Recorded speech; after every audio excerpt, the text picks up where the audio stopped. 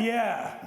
But I have to say, to your point of other people standing around, Brunson, Dinwiddie, the guys who really stepped up in Game 7 in the Sun series, 11 for 29 in this one. So what do you expect to see from Luka in Game 2? How does he figure it out? Well, you know, the thing is, after Game 1, you take your time, you just relax, you watch film, you look at the scouting reports, and you try to figure out ways to be dominant in your own space.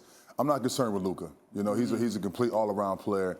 And when you work on your craft in the offseason, you come back as a better player, you prepare yourself for these type of moments in the playoffs. And so Luka's a guy who's well-trained, and he's a smart basketball player. So far as his skill set, that's going to allow him to persevere through any type of defensive coverage that that the Warriors may try to bring to him next game. This is how they did on him yesterday. Look at that graphic. Are you concerned about Luka at all, Vince? I mean, well, here's the thing. You're looking at this thing, and this is what I was going to this graphic, and this is what I was going to bring up is defensively. I like the aggressiveness of Andrew Wiggins. Yes, if you're going to guard me, I'm going to go at him. I'm not going to sit in the corner and allow Luka to rest on defense and then have all of this energy on offense. It was brought up in the telecast about Steph guarding and just being able to just sit in the corner and rest and be the dominant offensive player he is. But yes, they were going after him. And I noticed a couple times in pick and roll, guess who was the backside defender on pick and rolls? Luka, where he had to make multiple efforts and make the decision whether are you going to stop Looney going to the basket? Yes, it's Kevon Looney. We say whatever, but he had to help or stay home.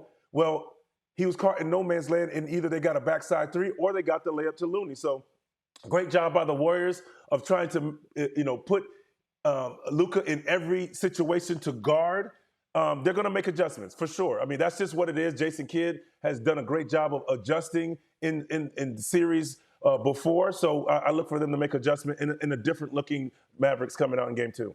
And so that's how they played Luka. But the other side of this, Monica, is how these Warriors played that defense leading to offense. And what impressed me so much about them is they don't need a big night. They don't need 30, 40 points from Steph. They don't need 25 from Clay.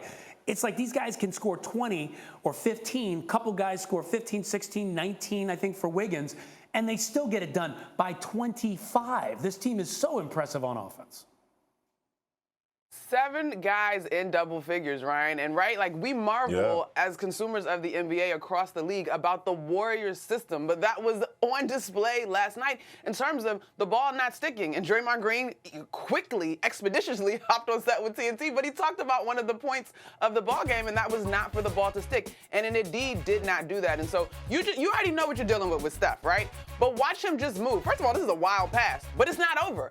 Poor Dorian Finney-Smith gets whopped by this Kevon Looney screen, and then there's Steph dancing and cashing in. Here, this was a great play on the left side. You had, who was that? Klay Thompson set sort of a very weak screen. Then he backdoors. Signature play by the Warriors. And then here, just Klay Thompson. Continuous movement in this free-flowing but very deliberate offense that the Warriors run. And so for as good as potential defenders as Dorian Finney-Smith, Reggie Bullock are, as guys that have good length and move their feet very well, there's just no rest. There's just no rest. It's not an ISO-based sort of offense. And so they had to work off so many screens, and that's just exhausting. Yeah. Do you see any way that the Mavericks can beat the supporting cast? I don't even want to call them supporting cast because I don't even know who's the supporting cast of the Warriors. They're all so good. Right. It's going to be tough. You got to think about Steve Kerr, man. This guy played with the Bulls.